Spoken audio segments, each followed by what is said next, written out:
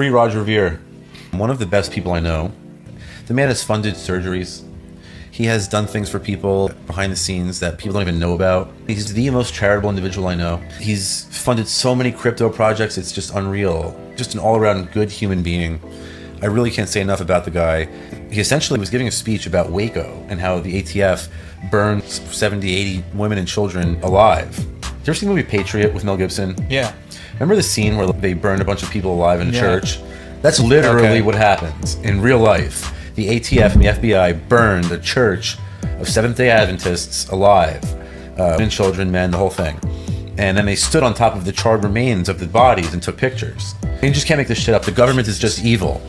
But Roger was talking about this at a campaign event, and there was an ATF agent in the audience. And they held a grudge because of this. And Roger happened to be selling fireworks on eBay.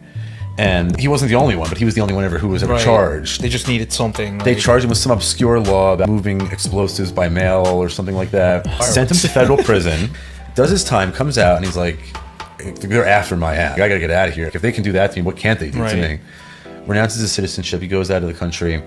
A bunch of lawyers to file all of his exit documents, his tax returns, the whole nine.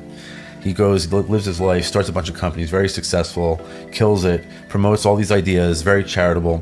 10 years later, the government comes back and says, hey, remember when you left? You didn't pay enough. You got the number wrong. So for that, we're going to give you 109 years in prison. By the way, this is right after he wrote a book called Hijacking Bitcoin. And what it does is in the book, Rogers, they call him Bitcoin Jesus because he was always the premier promoter of Satoshi's version of Bitcoin. And he wrote this book, Hijacking Bitcoin, where he exposes the government's role in keeping blocks small. And they did that because they knew that if it was not usable as a medium of exchange, it would not be a threat to the US dollar's monopoly. It would not be a threat to the banking cartel's monopoly on the issuance of currency. So Roger wrote this book exposing their role crippling Bitcoin, hijacking Bitcoin, and as soon as he does it, they're just like 109 years.